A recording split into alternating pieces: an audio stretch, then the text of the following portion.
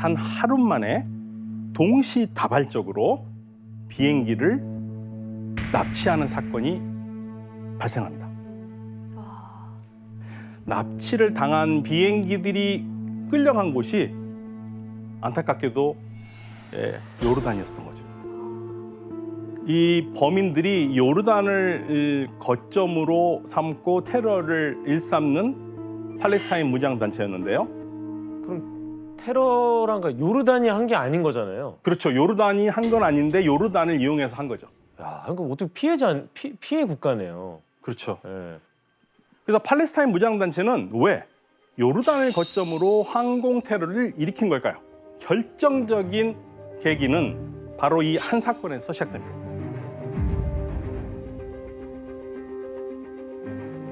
1948년 5월에 이스라엘이 유엔으로부터 분할받은 땅을 자기 국가로 선포하면서 이스라엘이라는 나라가 만들어졌습니다. 그래서 분열됐던 팔레스타인 사람들은 쫓겨날 위기에 처해 있었어요. 그런데 이들에게 희망은 하나 있죠. 주변에 있는 아랍 국가들이 같은 아랍어를 쓰니까 도와줄 거다. 예, 도와줄 거다. 그리고 사실은 아랍 국가들도 우리가 다 도와준다고 얘기를 했거든요. 그러니까 바로 그 다음 날 전쟁이 시작됩니다. 그게 중동 전쟁. 그렇죠. 제1차 아랍 이스라엘 전쟁입니다. 결과는 어떻게 됐을까요? 이스라엘이 네. 그렇죠? 그러면서 이 전쟁에서 아랍 연합군이 패배를 계속합니다. 그리고 패배한 것뿐만 아니라 이 전쟁으로 이스라엘이 이 팔레스타인 땅의 약 78%를 차지합니다. 그래서 무려 난민이 70만 명이 발생해요. 70만 명이 갈 데가 어디 있겠습니까? 주변 아랍 국가로 흩어지겠죠. 예. 이 난민 문제가 상당히 심각해요. 그때 당시 팔레스타인 사람들은 그래도 언젠가는 해결되겠지 하고 기다리겠죠. 근데 48년부터 기다렸는데 자신들이 살고 있는 나라에서 뾰족한 수를 내지를 못해요. 그러면 당연히 어떤 마음이 들겠습니까? 팔레스타인 사람. 원망하겠죠, 이스라엘. 원망하고 이스라엘만 원망하는 게 아니라 당신들을 믿고 우리가 기다렸는데 아무것도 안 하고 이게 뭐냐. 돌아가지도 못하고 난민 캠프에서 살고 있으니까. 그러니까 이집트의 당시 아랍 민족주의의 대표 주자였던 나세르가 1964년 1월 달에 아랍 정상들을 카이로에 불러서 제1차 아랍 정상회담을 열거든요. 이때 팔레스타인 사람들을 위한 팔레스타인 해방기구를 만들어야겠다면서 팔레스타인 해방기구라는 걸 처음으로 이제 발족하게 돼요. 그래서 이제 우리가 흔히 알고 있는 PLO라고 하는 조직이 이때 만들어집니다. PLO요?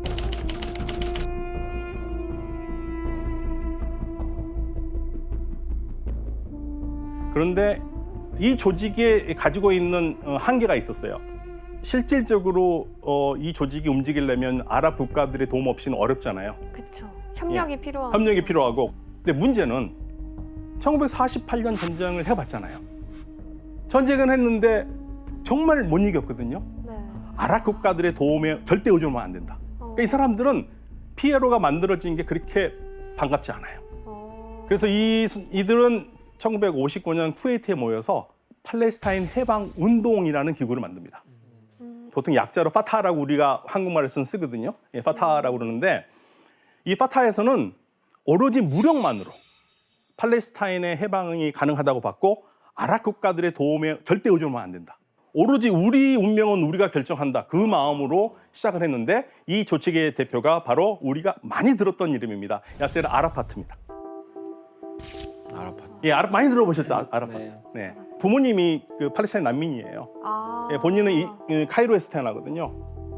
그런데 아랍 국가 사람들이 아라파트 같은 사람들을 좋아하겠습니까? 엄청 싫어하거든요. 어떤 말까지 하냐면 제 아라파트가 만든 이 파타는 미국 CIA가 만들었을 거다. 미국 CIA가 만들어서 이 팔레스타인 사람들을 분열시키기 위해서. 그런 식으로까지 비난을 했어요. 그러니까 노선이 너무 안 맞은 거예요. 분탕한다고 생각했지.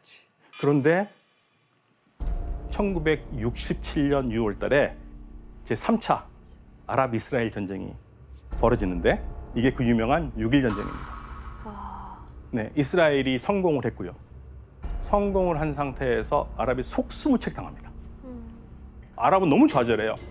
전쟁만 하면 전쟁에서. 계속 지네. 자, 그렇게 되면 이제 누구 말이 맞게 된 겁니까?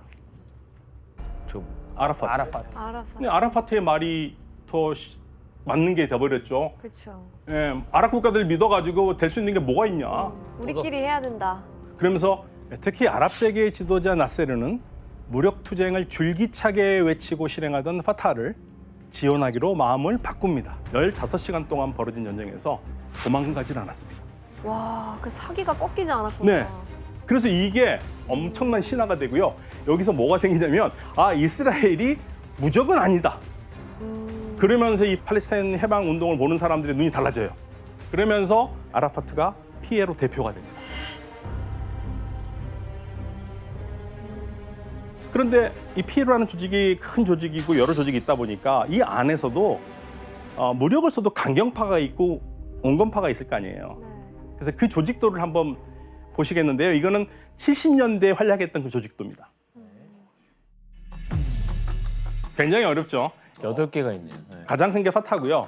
그리고 테러를 많이 일으켰던 게 이제 팔레스타인 해방 대중 전선인데 이게 사회주의, 막스 레닌주의를 따르는 급격한 사회주의 혁명 세력이에요.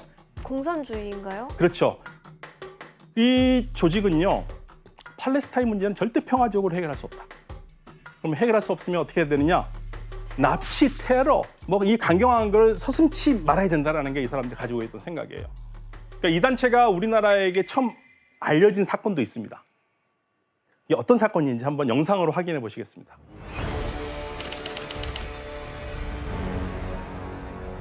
가자 지구에서 현지 취재를 나섰던 기자가 KBS 무장 기자를 괴한들을 위해 납치했어요? 납치됐습니다. KBS 기자를 납치했어요? 네. 팔레스타인 무장단체에 납치된 한국인 기자는 KBS 두바이 특파원인 용태영 기자입니다. 용 기자와 프랑스인 2명 등을 납치했습니다. بمعاقبتهم وملاحقة جميع من هم موجودين في البلد من رعايا أجانب وغيرهم من مستهدفي الأطراف.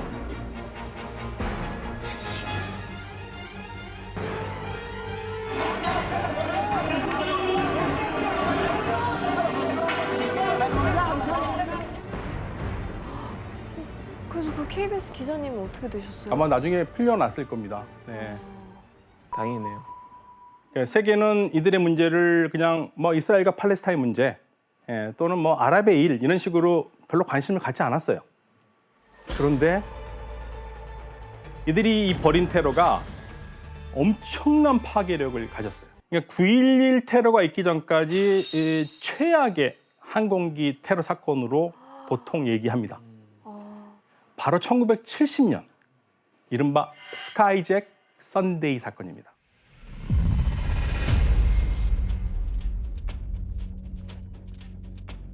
예, 1970년 9월 6일 뭐 평상시와 다름없이 유럽 각지에서 뉴욕으로 향하던 비행기들이 있는데요. 이 비행기들이 갑자기 공중에서 납치됩니다. 팔레스타인 무장 세력의 게릴라 조직원이었던 사람을 석방을 하다 이거죠. 그러면서 PFLP는 유럽 각지와 아시아에서 비슷한 노선을 무려 한 대도 아니고 4대를 납치합니다. 4대를 납치합니다. 와, 4대. PFLP가 납치한 4대의 비행기는 모두 뉴욕을 향하고 있었습니다. 텔아비브를 떠나 비행 중인 이스라엘 항공기, 그리고 이스라엘 텔아비브와 벨기에 브뤼셀에서 출발한 미국 항공기, 쭈리히에서 이륙한 스위스 항공기, 이렇게 4대였습니다. 하지만 PFLP는 항공 테러를 실행하는 도중에 전혀 예상치 못한 난관에 부딪히게 되는데요. 뭐죠? 이스라엘 항공기 같은 경우에는 생각지도 않았던 경우 수 때문에 PFLP가 테러에 실패합니다. 왜냐하면 이스라엘 항공기에 사복경찰이 있었어요. 사복경찰이 테러범들을 제압합니다.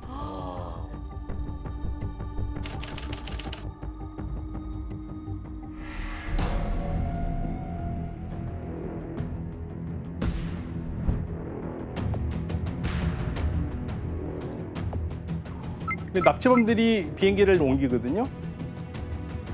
그 옮긴 곳이 혁명공항이라고 자신들이 이름 붙였던 요르단의 자르카라는 마을입니다.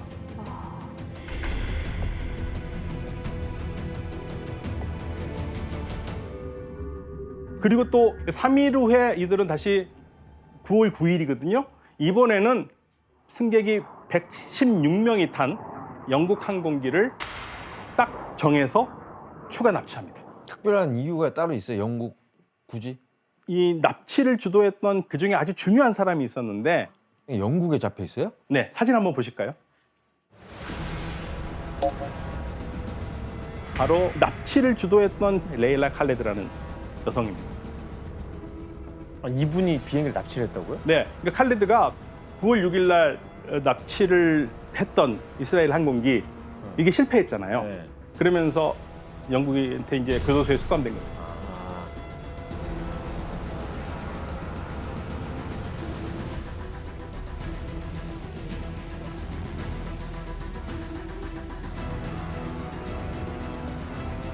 concerning our demands and conditions, the release and the arrival to a safe place of our 3 prisoners in Switzerland in exchange for the Swiss hostages, the release of Comrade Layla Khaled and the martyr's body, and their arrival to a safe place in exchange for the British hostages.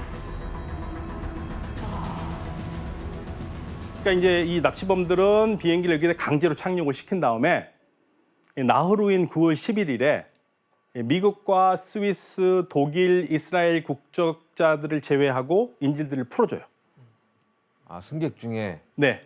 아, 인질 교환을 하려고 한 그러니까 거네요. 우리 요구 사항만 들어주면 우리는 뭐 나쁘게 할 게 없다. 네. 네, 그걸 보여준 거고. 그러니까 이제 자국민들을 보호를 해야 되니까 그 국가에서 제일 먼저 이제 협상에 나선 나라는 영국과 스위스였어요. 예. 그런데 미국은 강경하거든요. 왜? 강경합니다.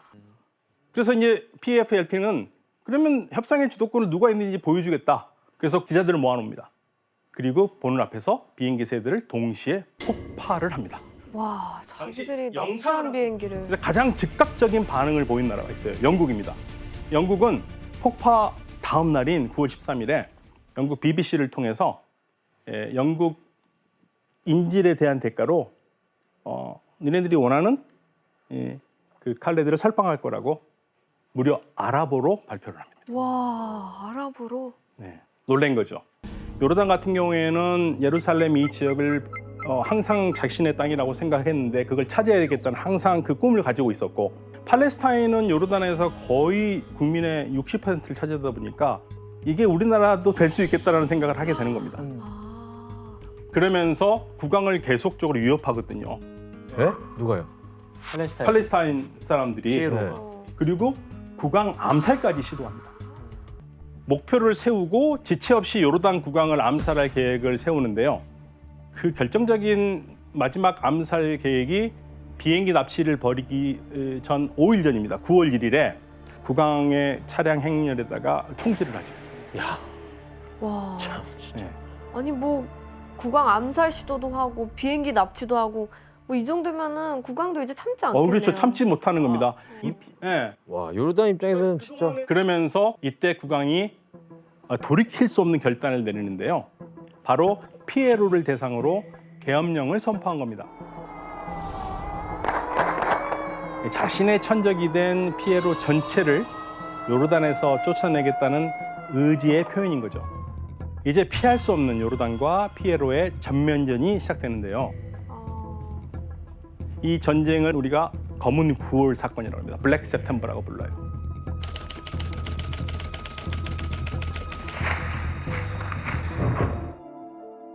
그런데 피에로와 요르단의 전투가 심각하면 심각할수록 이게 단순하게 그냥 내전이 아니라 주변 국가들이 다 들썩들썩합니다.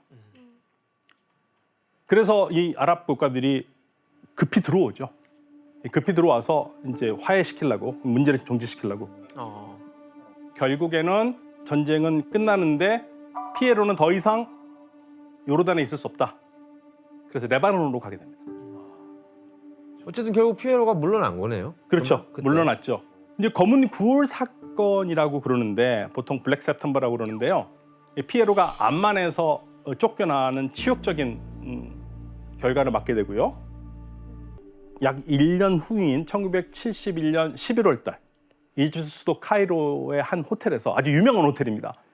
요르단 총리 와스피 아테를 죽입니다. 그러면서 피해 보복을 시작하는데요. 잘 기억해 두세요. 검은 9월달. 검은 9월. 네. 그리고 1970년에 요르단에서 항공기를 폭파했던 PFLP도 피에로와 마찬가지로 쫓겨납니다. 요르단에서. 근데 그때 뭐라고 그러냐면 이제는 더 이상 항공기 테러 같은 걸 하지 않겠다고 선언을 했어요. 그런데 1970년 이 항공기 폭파 작전을 주도했던 사람이 와디 하다드라는 사람인데 이 사람은 거기에 동의 못한 거죠. 그러니까 이제 PFLP하고 갈라서요. 그럼 자기가 스스로 조직을 하나 만들어요. PFLP는 그대로 갖다 붙이고 작전단이라고, 작전부대라고. 그러니까 앞으로 계속 항공기 테러를 하겠다는 거죠. 그러한 테러들을. 그래서 이제 1972년 5월 30일에 남자 3명이 이스라엘 로드 국제공항에서 입국 심사를 받기 위해서 기다리고 있었어요. 그런데 입국 수속을 밟던 도중에 이들이 갑자기 가지고 있던 바이올린 케이스에서 이것을 꺼냅니다. 그리고 이 사건으로 공항 이용객 26명이 사망합니다. 그리고 80명이 크게 다쳤고요.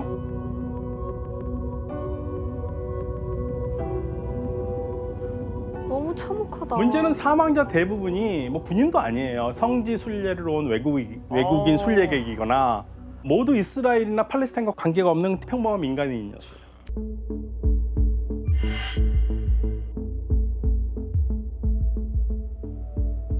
그러니까 우리가 이 사건을 눈여겨봐야 되는 가장 큰 이유는 이 PFLP가 어떠한 조건도 제시하지 않고 민간인을 무차별적으로 습격했다는 거예요. 문제를 하나 내겠습니다. 네. 이스라엘 국제공항 테러범의 정체가 밝혀진 후 전 세계는 또 한 번 경악을 금치 못했습니다.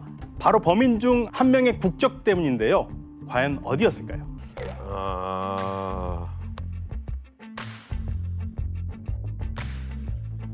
저는 사실 정답을 대충 알고 있는 것 같긴 한데 네. 이제 정답하세요. 가시죠. 전화 한번 물어보세요. 가시죠. 근데 굉장히 놀라운 국적이기는 해요. 네.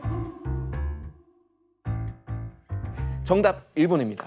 정답 일본입니다. 아니 왜 일본이 갑자기 왜 나와? 일본이 정답. 1번 정답입니다. 일본이 여기서 왜 나와? 바이올린 케이스 든 게 일본 사람이었어요. 그럼 걔는 어떻게 섭외된 거예요? 이 사건 발생 직후에 이 범인 중 한 명은 이스라엘 경비대가 사살합니다. 그리고 나머지 한 명은 수류탄으로 자살해요. 그리고 현장에서 현행범으로 체포된 유일한 사람이 오카모토 고조입니다. 아니 왜 일본? 24살의 일본인. 심지어 어려. 네. 그럼 걔는 왜 거기 있는 거예요? PFLP가 어떤 관계를 맺고 있었냐면 일본엔 적군파가 있습니다. 적군파요? 적군은 들어봤는데. 예, 적군 빨간 군대파. 네. 적군파. 그런데 이 적군파는요, 1969년에 결성한 일본 좌파 테러 단체거든요. 폭력 제일주의를 주장하던 과격파였습니다. 그러면 왜 일본 적군파가 여기까지 왔느냐? 어떻게 아랍까지 건너와서 PFLP하고 협력을 했을까? 당시 이 기존 적군파의 계보를 이어받아서 적군파의 여대장이라고 불리는 지도자가 있는데 이 사람이 시게노부 후사코예요. 시게노부 후사코를 선봉으로 해서 일본 적군파가 해외에 동맹도 만들고 운동 거점을 만들어야 된다는 생각을 했습니다. 그래서 레바논에서 적군파 아랍위원회를 만듭니다. 그리고 각종 국제 테러에 함께 참가를 해요. 그래서 이 72년 5월 발생한 이스라엘 국제공항 난사 사건이 이 적군파가 아랍과 동맹을 맺고 저지른 첫 번째 테러입니다. 그러니까 그 국제 테러의 배후에 저 여자가 있었던 거예요? 그렇죠. 일본 적군파 지도자였으니까. 와, 진짜 무섭다. 그러면 테러 주범이었던 오카모토 고조가 이 사건 이후에 어떻게 됐는지 한번 사진을 보시겠습니다.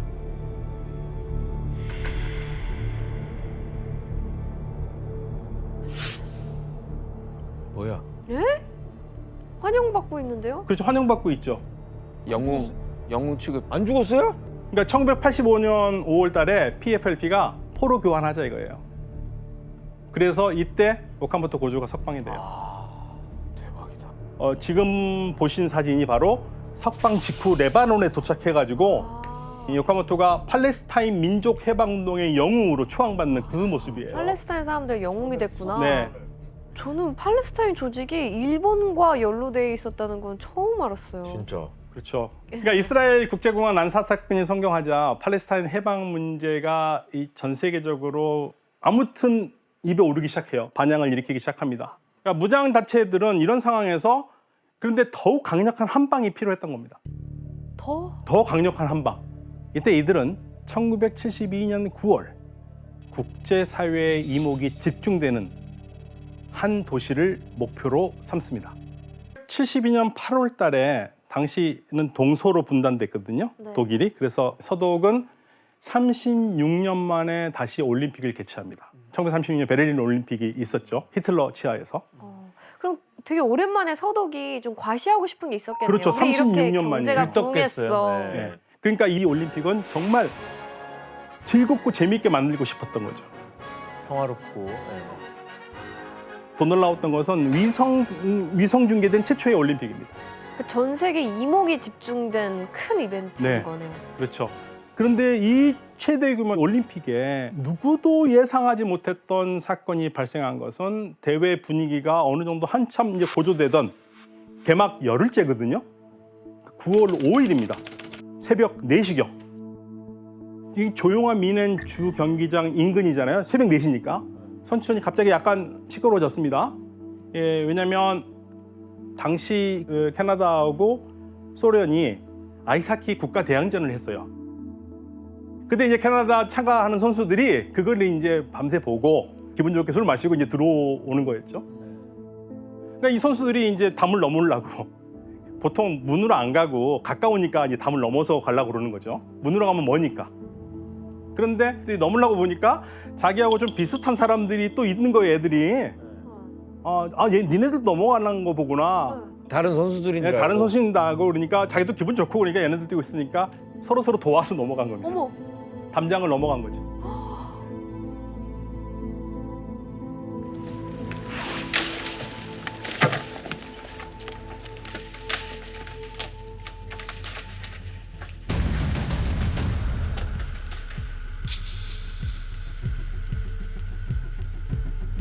이들이 바로 미넨 테러의 실제적인 테러범이었던 거죠.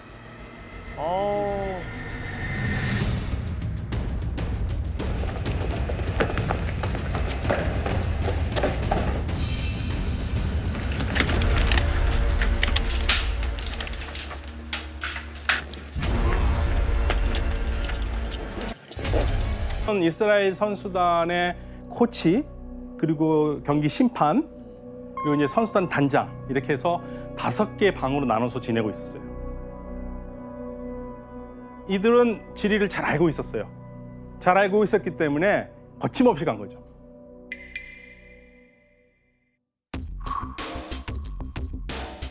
이 선수촌 건설에 투입됐던 인부였어요. 건설 때부터. 아니 그러면 언제부터 준비를 한 거야? 와, 꽤 진짜 치밀하게 치밀하다. 진부를 한 거죠. 이들은 이미 독일에 있었었고요. 건설 인부라고요? 네. 와.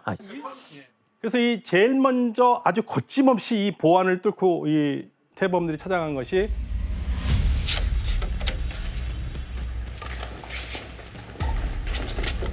이스라엘 코치하고 심판이 잠을 자고 있던 방인데요.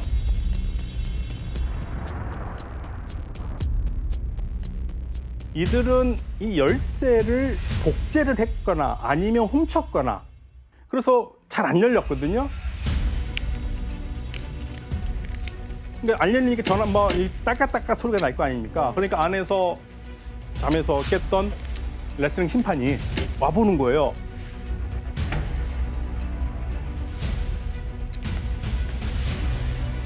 근데 보니까 막 문을 열고 들어오려고 그러는 거예요. 깜짝 놀라죠.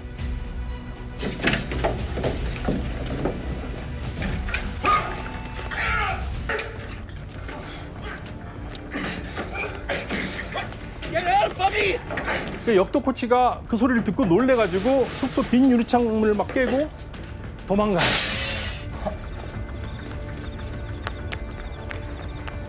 이제 주변에 도움을 요청해야겠죠.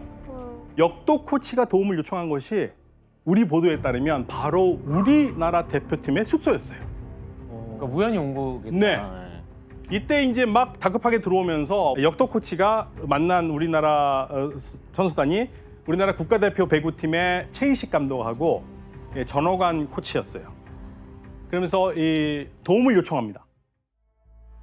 새벽녘에 방문이 열리더니 Help me라고 외치면서 침입하는 사람이 있어 누구냐고 물었더니 영어를 못하는지 이스라엘만 외치고 총을 쏘는 흉내만 냈다. 안정을 시키고 바디랭귀지로 겨우 알아낸 것은 그가 역도 코치이며 괴한이 침입했다는 것이었다. 얼마나 놀랐을까.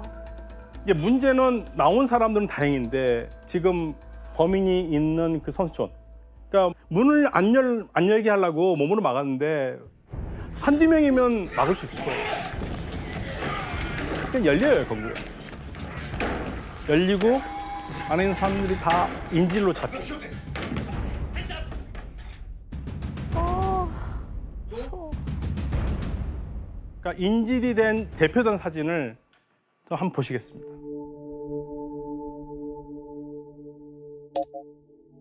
이게 보시면 11명이 문제를 당한 분들이에요.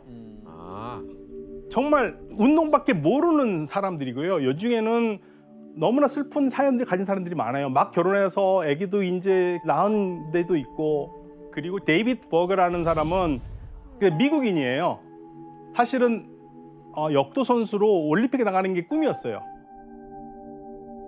근데 미국에서 못 나가니까 이중 국적이어서 이스라엘 대표로 나온 거예요. 미국 사람이구나 그냥. 예. 그래서 이 선수들이 바로 여기에 잡혀 있던 거고, 그래서 이러한 상황에서 엄청난 혼란에 빠지대요. 선수들은 갑자기 느닷없이 새벽에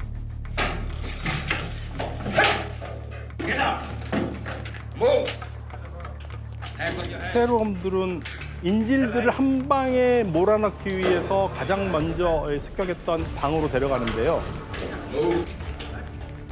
이때 이제 테러범들을 막으려고 덤벼들었던 사람이 모셴 바인베르크라는 사람. 어떻게 됐을까요? 제일 먼저 죽었겠네요. 총에 맞아 죽습니다. 채를 인질들 보는 앞에 내던지고. 굉장히 참혹했습니다. 그 사람들 보는 앞에서 그랬으니까요. 그래서 이렇게 11명의 선수 중에서 2명이 사망을 했고, 그리고 9명이 인질로 잡힙니다. 그런데 이제 때마침 이제 총격 소리가 계속 들리니까 경찰이 첫 번째 희생자인 모셰 바인베르크 있잖아요. 그분의 시신을 발견하게 되고, 이 시신을 발견하고 수습하는 도중에 이 건물 2층 발코니에서 검은 선글라스를 끼고 얼굴을 까맣게 칠한 남자를 봅니다.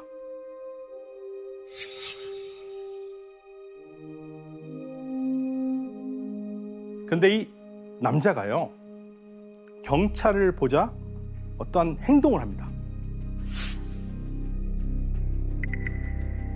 그는 2층에서 종이 2장을 바닥에 던졌는데요. 뭐죠? 뭐죠? 제가 던진 쪽지에 남자의 메시지가 적혀 있습니다.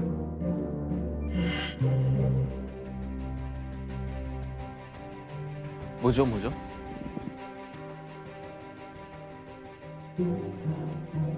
메시지가 담겨져 있습니다. 오전 9시까지 이스라엘에 구금된 234명의 팔레스타인 죄수들을 석방하라. 그렇지 않으면 인질 2명을 추가로 살해하겠다. 검은 9월달.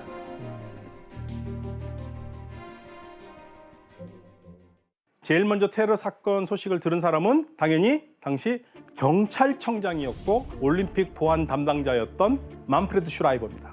그리고 이 소식은 다시 총리에게까지 가죠. 빌리 브란트 총리에게까지 이 소식이 전해져요. 그러면서 이제 독일도 이제 난리가 났겠네. 난리가 났죠. 엄청난 사건이잖아요. 그러면서 이스라엘의 총리에게까지 가죠. 근데 뭐 그럼 총리가 알았으면 그때 당시 이스라엘 총리가 뭐라고 그랬어요? 그러니까 당시 이스라엘 총리가요. 1차 아랍-이스라엘 전쟁 때 속옷에 수류탄을 품고 다녔다는 말이 있을 정도로 아주 산전수전을 다 겪었던 중동의 철의 여인 골다 메이르라는 총리였어요. 그런데 그렇게 강한 총리였음에도 이 엄청난 사건이 들어오니까 시간이 필요하다고 일단 독일 측에 답을 전하죠. 그러면서 이제 고민하는 사이에 아침이 밝습니다. 아침이 밝고 이때까지만 해도 외부에 알려지지 않았었는데 이 사건이 이제는 전 세계로 퍼지기 시작하죠. This is an ITN news flash from the Olympic Village in Munich, where early this morning armed Palestinian guerrillas raided the sleeping quarters of the Israeli team. The gunmen shot dead 2 Israelis and are now holding 20 athletes and 6 officials as hostages. The guerrillas are demanding the release of 250 Arabs held prisoner in Israel and have set noon as the deadline for their release. Negotiations are going on with the German government. The raid happened at about 4 a.m. 그러니까 독일은 2차 세계대전이 끝나고 완전히 달라진 평화로운 독일을 보여주고 싶었는데 그래서 최초로 위성 중계를 한 올림픽이었는데 이게 위성 중계를 한 올림픽에 좋은 것만 가야 되는데 이 막아낀 거죠. 위성 중계로 전 세계에 이런 사실이 알려지게 된 겁니다. 또 당시에 이 올림픽을 취재하기 위해서 전 세계에서 4,000명 정도 되는 이 기자들이 여기 참가하거든요. 기자들이 몰려들고요. 막 사진 찍어대고 그냥 기자들이 계속적으로 선수단 근처에서 정보를 보도하고 사람들도 계속 내다보고. 그럼 중요한 정보가 송출돼서 나갈 수도 있잖아요. 그렇죠. 보통 이런 테러가 나면은 기자들을 접근하지 못하도록 막아야 될 텐데 그런 게 없었어요. 그런데 이제 문제는 이제 사건이 났지 않습니까? 그러면 이제 올림픽을 어떻게 하느냐? 올림픽을 해야 되느냐 말아야 되느냐 잠시 중단해야 되느냐 이런 문제도 있을 거 아니에요. 일단 사람이 2명이나 죽었어요. 그것도 선수가. 당연히 중단해야 되는 거 아니에요? 그런데 중단을 안 해요. 아니, 자기들이 올림픽 하냐고. 선수들은 무서워서 경기를 하겠냐고. 예, 근데 항의가 계속되고 그러니까 사건이 난 지 반나절쯤 되는 3시 50분, 뭐 51분 이쯤에 일단 중단을 선언해요. 다행히. 그러니까 1시가 됐는데 이스라엘 속에 답이 옵니다. 드디어 기다리던 답변이 왔는데요. 이 골다 메이르 총리가 이 철의 여인이 뭐라고 그랬을까요? 협상은 없다. 네. 테러범과 협상은 없다. 인질이 잡혀 있는데. 네. 사실 살리기 위해서는 뭔가 협상을 해야 되는데 그런 식으로 하면 앞으로 계속적으로 이런 일이 생길 거라니. 그래도 쉽지 않은 결정이죠. 쉽지 않은 결정이죠. 그러니까 이제 독일 쪽에서도 이제 입장이 난처합니다. 이거 어떻게 해야 되느냐? 이미 2명의 목숨을 잃은 것만 해도 감당하기 어려운데 안 되면은 인질이 다 죽을 수도 있는데. 그러니까 이제 이번에는 급하게 되니까 경찰청장이 테러범 리더 이사한테 네가 돈이 원하면 우리가 돈 원하는 대로 준다고 그랬어요. 원하는 대로 주고 너네들 나가게 해주겠다. 또 심지어는요. 어떤 제안까지 하냐면 정말 놀라운 제안인데 이거 제안하기 힘듭니다.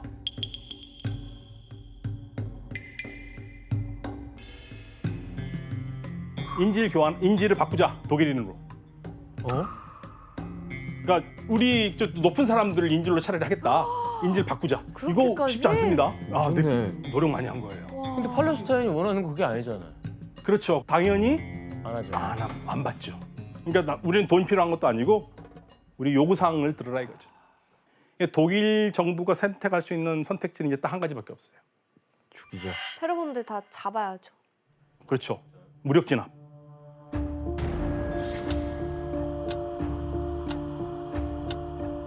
근데 문제가 하나 있습니다.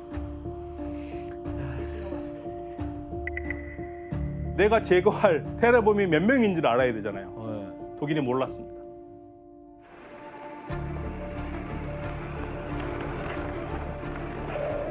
몇 명이 들어가 있는지는 몰라요.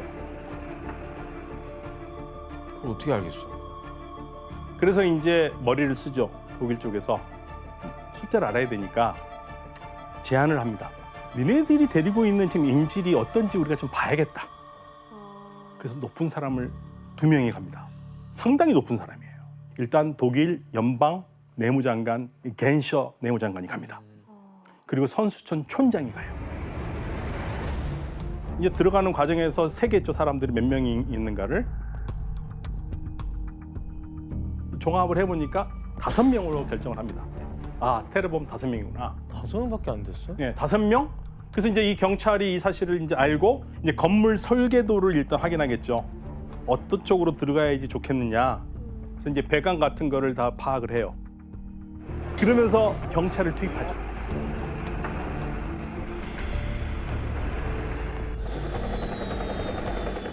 어디에다가? 옥상에다가. 네, 옥상에서 해가지고 잠입을 해서 이들을 처치를 하려고 그런 계획을 세웁니다. 그런데 이제 작전이 시작되는데 갑자기 작전 실행 명령을 내리기 전에 계획을 바꿉니다. 왜요?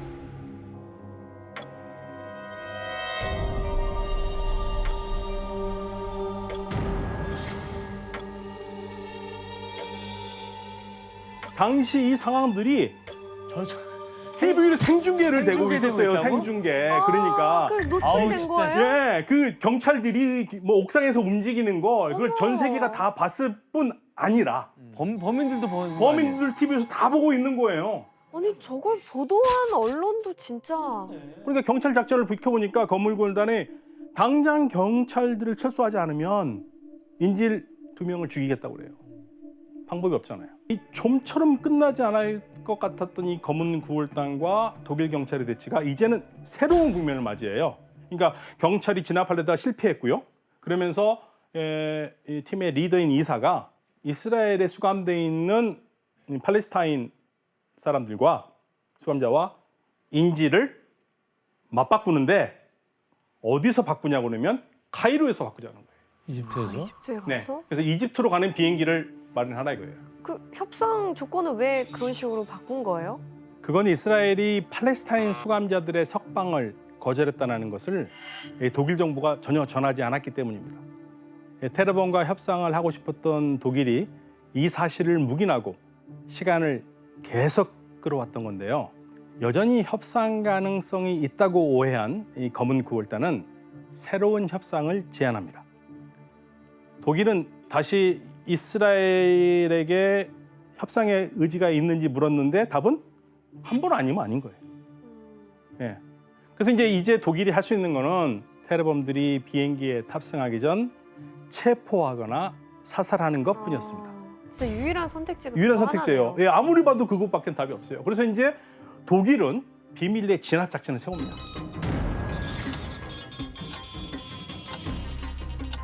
그래서 어떤 계획인지 우리 당시 작전을 펼치려고 했던 공항, 그 공항 지도를 한번 보시겠습니다. 원래 계획은 선수촌 숙소에서 약 25km 정도 떨어진 독일군 공항인데 일단 독일 정부가 비행기를 준비를 합니다. 그러면 헬리콥터로 이 테러범들과 인질들이 이동하게 돼 있습니다. 그래서 군 공항에서 9시 30분에 카이로로 떠나는 게 최종 일정이었어요. 여기를 합의를 해요. 그런데 이제 이 테러범들과 인질들이 헬기에서 내리면 분명히 준비된 비행기를 리더 이사가 확인할 것이다. 네. 그래서 이 비행기에는 12명의 경찰이 있는데 4명은 승무원복을 입고 8명은 그냥 일반 정비복을 입고 있어요. 그리고 저격수를 네. 5명을 둡니다. 5명인가 5명을 한 거예요. 근데 또 저 저격수가 또 일반 경찰 아니에요? 귀신이네요. 저격총을 다뤄본 적 없는 사람 아니에요 혹시? 맞습니다. 어머. 그래서 독일은 시간이 필요하니까 다음 날 아침 8시로 좀 연기를 하자고 그래요.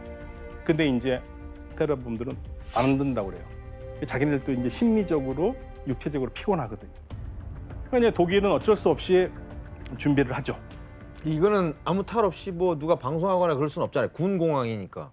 어쨌든 계획대로는 착착 됐겠네요. 진행이. 이제 문제는 뭐냐면요. 이 그 공항 가기 전에 정리를 하려는 계획을 세웁니다. 어이?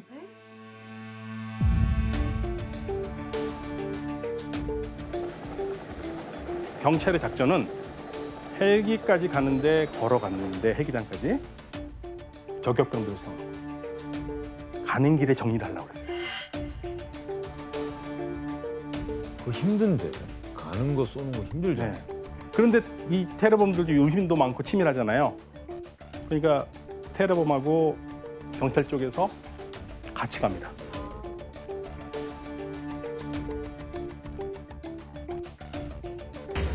그런데 이사가 뭔가 있구나.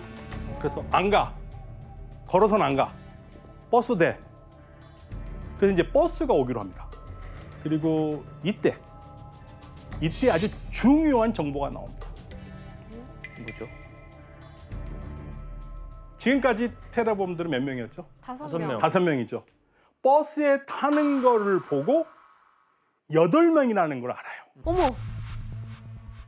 근데 저격수가 5명이야? 그쵸? 3명 비네. 더 문제는 뭔지 아세요? 8명인지 알았으면 빨리 그거를 알려서 증파를 해야 될 거 아닙니까? 그렇죠. 저기서 최소 8명으로 알리질 않아요. 뭐야? 누가요? 경찰 쪽에서. 왜요? 이게 모든 게 미숙해요. 이럴 수가 있는가 하는 생각이 정도로 그러니까. 너무 허술해요. 그래서 헬기장까지 아주 짧은 거리지만 버스를 타고 가고 헬기에 2대로 나눠서 탑니다.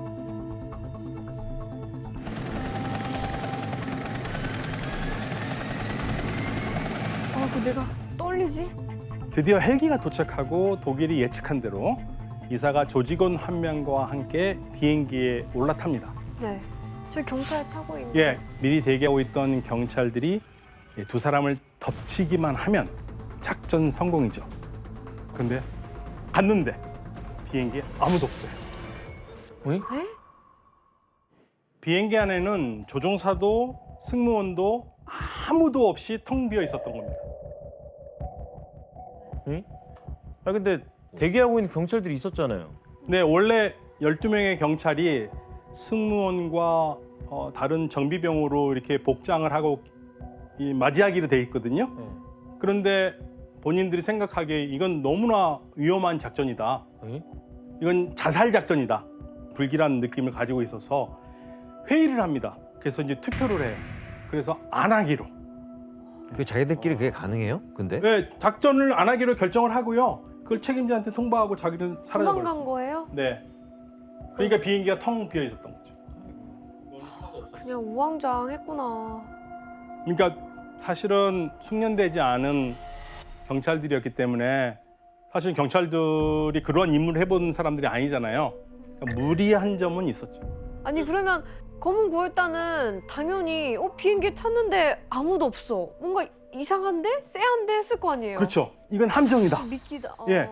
그러니까 둘이 비행기에서 막 뛰어 내려와서 가니까 이제 여기서 작전이 시작되거든요.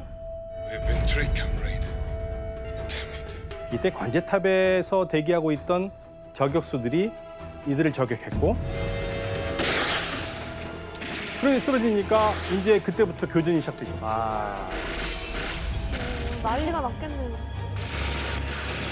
이러한 총격전 끝에 테러범 5명이 사망합니다.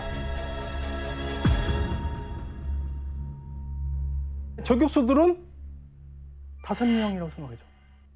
테러범이 5명이라고 생각한 거예요. 이게 8명이잖아요. 3명 더 있죠. 3명이 더 있죠. 예, 그러니까 이제 거기서 마지막 발악을 하죠.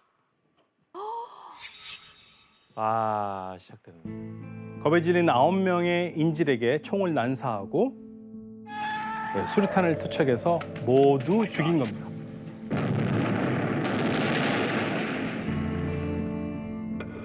이렇게 미넨 테러는 인질인 이스라엘 선수단 9명이 전원 사망하면서 끝이 났고요. 살아남은 테러범 3명은 모두 체포됐습니다. 미넨 테러가 발생한 지 20시간 만에 드디어 사건이 종료됩니다. 이 당일날 일단은 추모식을 합니다. 조의도 표하고. 그리고 경기는 다시 시작됩니다. 네. 뭐가 맞는 건지 모르겠는데. 예, 그렇지만 이 결정은 많은 비난을 받아요. 많은 비난을 받죠. 왜냐하면 일단 선수단 11명이 죽었어요. 그러면요. 3명 살았다고 그랬잖아요. 3명은 잡았다고 그랬잖아요. 네. 그 3명 어떻게 됐을까요? 풀어주진 않았겠죠? 설마. 사형해야지 사형. 설마 풀어줬겠어요? 이제 일단 감옥에 들어가겠죠. 재판을 기다리겠죠. 그리고 2달 후에 유유히 본인들의 근거지로 떠납니다. 오? 여기에서 문제를 내겠습니다. 미넨 테러를 저지른 3명의 테러범은 어떻게 사건 2달 만에 석방됐을까요? 왜 떠나지? 정답. 정답, 교현 씨. 또 다른 테러범들이 이 3명의 테러범을 석방하라고 또 테러를 일으켰어요.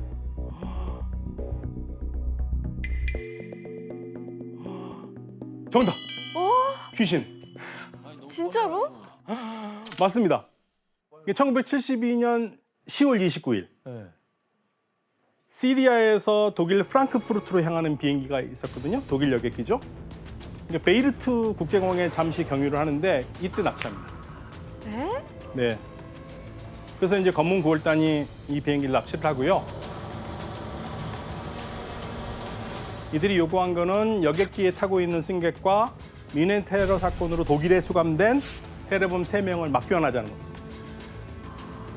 근데 미넨 사태 때 홍역을 치렀잖아요. 독일 정부는. 네. 근데 또 그런 게 싫어서 결국에는 11명의 승객과 7명의 승무원은 리비아 트리폴리 국제공항에서 테러범 3명과 맞교환합니다. 그러니까 이 독일 여객기 납치를 설계한 사람이 누구냐면요. 기획자 아부 다우드인데요. 그러니까 미넨 올림픽 테러 바로 전날 아부 다우드가 8명의 테러범과 저녁 식사를 같이 하고요. 그리고 이들이 테러하러 간 겁니다. 네. 이 테러 같은 경우에는 아부 다우드가 나중에 본인의 자서전에 뭐라 쓰면 아라파트한테 이 사건을 다 보고를 했다 이거예요. 이 사건을 보고를 했고 아라파트가 신의 가호가 있기를 바란다고 그 말까지 했답니다.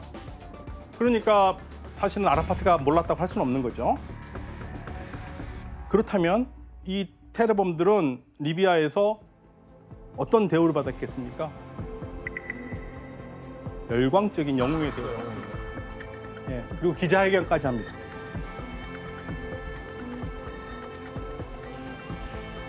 "11 Israeli competitors died, 5 of your comrades died, and a policeman was killed. What now do you think of that operation?" Really, first I have to say why we did the operation in Mission. Because they betrayed us and they helped Israel. Do you regret the death of the 11 Israelis? Really, we want to kill that Israeli at that time because we want to get free our prisoners in Israeli prisons. The the Germans betrayed us and they promised us and they didn't do the promise. 결국 잘못한 건 그쪽이다. 당당해요. 전 세계가 정말 놀랬죠. 어떻게 저렇게 당당할 수가 있을까? 그러나 이들은 목적은 달성을 했어요. 팔레스타인 문제가 있다는 걸 전 세계적으로 뭐 다 알려버린 거고요. 이게 큰 소득이라고 얘기를 합니다. 검은 9월단은 이 테러로 전 세계의 존재감을 각인시킨 거네요. 그렇죠. 그렇다고 해서 승리한 건 아니죠. 승리한 건 아닌데 이 테러가 가지고 온 가장 큰 변화 중에 하나가 각 국가들이 이제 대테러의 부대를 창설하기 시작합니다. 그러니까 이스라엘을 빼고는 거의 없었거든요. 이 검은 9월단이 테러를 벌인 지 일주일 뒤거든요. 1972년 9월 12일에 유가족들을 자기 집무실로 초대를 하고요. 그러면서 총리가 이런 말을 유가족에게 합니다. 여러분들에게 제 계획을 알려드리고 싶군요. 저는 하나도 남김없이 그들을 찾아내기로 결심했습니다. 어떤 식으로든 학살에 관여한 사람은 오래 살아남지 못할 것입니다. 지구 끝까지라도 쫓아갈 겁니다. 뿌리 뽑겠다는 거죠, 테러를. 그렇죠. 네. 반드시 보복을 하겠다. 네. 유가족들에게 약속한 거죠. 그래서 이 골다 메이르 총리의 모습을 그린 만평이 하나 있거든요. 그 만평을 보시면 어떤 건지 아시게 될 겁니다. Return to sender violence. 바이올런스 폭력이 배달이 왔는데 반환하는 거죠. 이란한테도 폭력을 보내주겠다. 그렇죠. 그러니까 아, 보복하겠다. 네. 그래서 피로 갚겠다. 네. 이게 바로 미넨 테러 이후 이스라엘의 그 유명한 신의 분노 작전이라는 암살 계획이거든요. 암살 계획이거든요. 이 계획은 뭐냐면 미넨 테러 관계된 사람은 단 한 명이라도 다 찾아서 한 명도 빠짐없이 다 찾아서 정리하겠다는 겁니다. 그래서 미넨 테러와 관계가 의심되는 사람들은 피에르 핵심 인물들이 있잖아요. 이들을 로마, 프랑스, 아테네 등 곳곳에서 목숨을 앗아갑니다.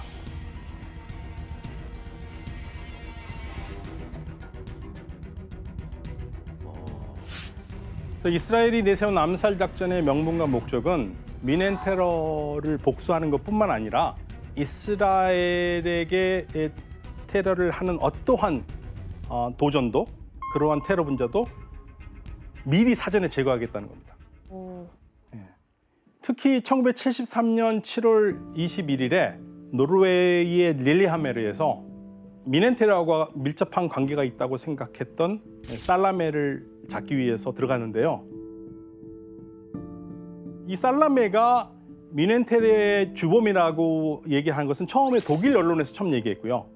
그러면서 독일 언론의 보도가 이스라엘 쪽으로 가고 그러면서 이 하산 살라메가 주타겟이 된 겁니다. 그런데 문제가 하나 생깁니다. 바로 살라메라고 생각해서 죽인 사람이 하필이면은 아무 관계가 없는 사람이었어요. 어머. 모로코의 평범한 이민자였고 웨이트로 일하는 사람이었고 아내가 임신 중이었던 사람인데 아내 앞에서 죽입니다.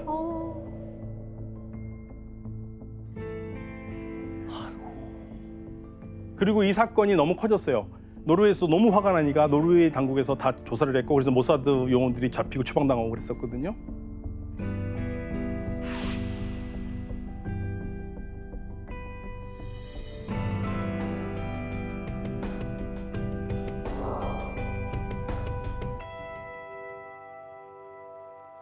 그러다 이스라엘이 테러의 주도권을 바꾼 사건이 하나 발생합니다.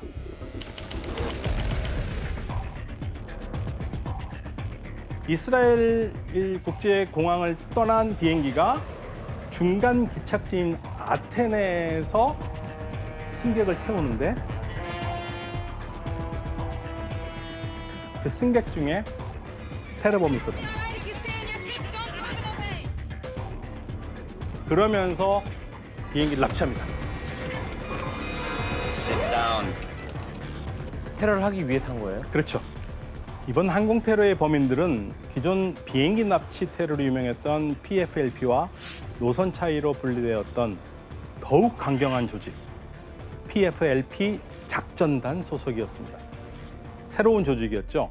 이처럼 팔레스타인 해방 운동을 위해 새로운 테러 조직들이 계속 생겨났지만 비행기 납치 수법은 기존 PFLP와 크게 다를 바가 없었습니다. 이들은 우선 다른 조직처럼 항공기를 자신들에게 유리한 땅으로 끌고 가는데요. Everybody listen to me. Put your hands down and take out your passport. 이들이 이번에 향한 곳은 아프리카 우간다의 엔테베였습니다. 그 유명한 독재자 이디아민이 지배하는 땅이었죠.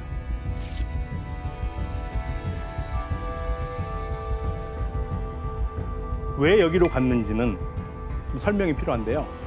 72년까지 이스라엘과 우간다는 사이가 좋았어요. 근데 72년에 이디아민이 이스라엘에 뭘 요구하냐면 옆에 나라를 침공하는데 탄자니아나 케냐를 때리는데 필요하니까 무기를 달라고 그러는데 이스라엘이 안 줍니다. 그냥 그때부터 앙심을 품고 이스라엘과 관계를 끊어버려요. 그러니까 완전히 반이스라엘이죠. 그 테러리스트랑 협상한 거예요? 아니요, 그냥 오라고 그래서 자기네들이 그 테러리스트들의 그 비행기를 보호를 한 거예요. 당시 인질범들의 조건은요, 500만 달러. 그리고 독일, 프랑스, 스위스, 케냐, 이스라엘 등지의 이 여러 나라의 그 투옥된 자신들과 관계된 테러범 53명을 석방하라는 거죠. 조건이 받아들여지지 않으면 인질들 살해하겠다고 그랬어요. 인질들이 상당히 많아요. 248명에다가 승무원까지 하면 거의 260명 되거든요. 그런데 이제 이 중에 한 3분의 1은 이스라엘 국적의 국민들이었어요. 이때 이들이 굉장히 유대인들이 무서워하는 걸 합니다. 뭐지? 이스라엘 사람과 이스라엘 사람 아닌 걸로 나눠요. 이게 왜 무섭냐면 홀로코스트의 기억이 있는 거예요. 거기서 전부 다 유대인이냐 아니냐를 나눴잖아요, 사람을. 그리고 유대인은 죽였잖아요. 그래서 유대인이 아닌 사람들은 보냅니다. 이스라엘 사람만 남긴 거예요. 자, 그러면 이제 이스라엘은 이 사건을 두고 어떻게 대응했을까요? 진압 어떻게 해요? 우간다입니다. 네. 특수부대 보내죠 뭐. 그럴 수밖에 없겠죠. 그래서 이스라엘이 이 작전을 세우게 되는데요. 바로 구출작전의 신화이자 대테러 교과서라고 불리는 엔테베 작전입니다. 이게 이제 엔테베 공항의 구터미널인데 여기에 조감들을 확보를 했고 그다음에 미국의 도움받아서 위성 사진 이런 걸 다 취합해가지고 고증을 합니다. 그래서 이 작전을 세우죠. 그런데 이제 문제가 하나 있어요. 너무 멀어요. 이스라엘에서 우간다까지 4,000km예요. 와, 진짜 멀다. 이렇게 멀어요. 그런데 이 나라는 적성국이죠, 이집트. 수단도 적성국. 길을 안 내주겠구나. 그렇다면 과연 이스라엘 특수부대는 이것을 어떻게 통과할까요? 아랍 국가들의 레이더망을 피하기 위해서 초저고도로 비행을 하기로 합니다.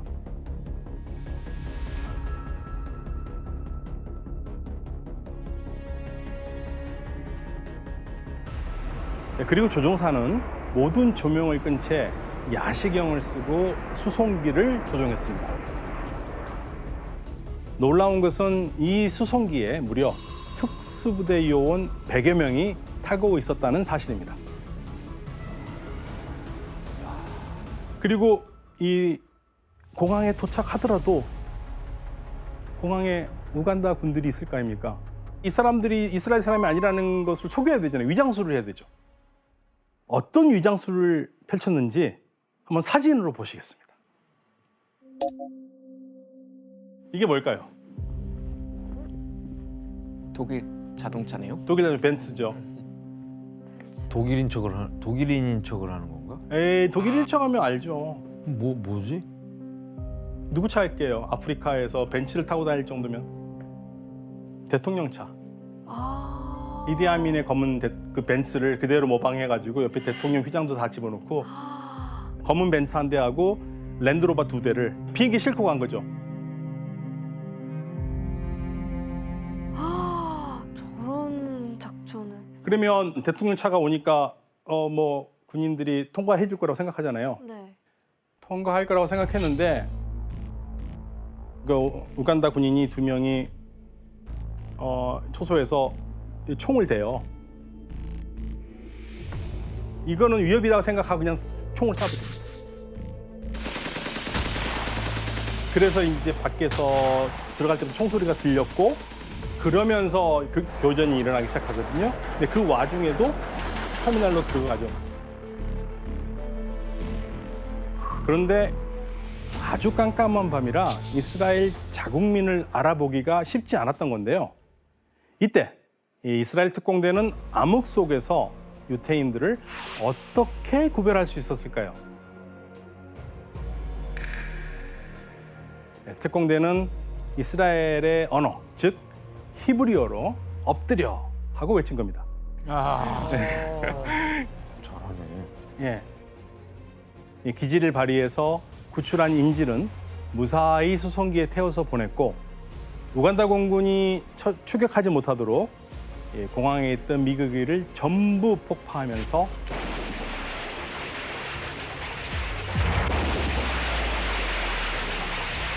엔테베 작전은 종결됩니다.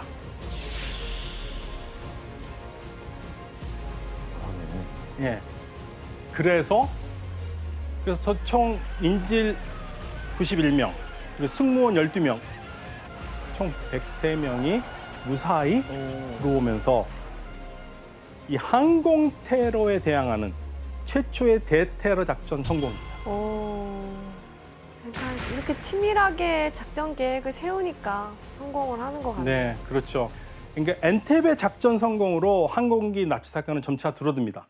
그리고 비행기 납치 테러의 주범이었던 PFLP의 세력도요, 당연히 쪼그라들 수밖에 없는 상황이 되고요.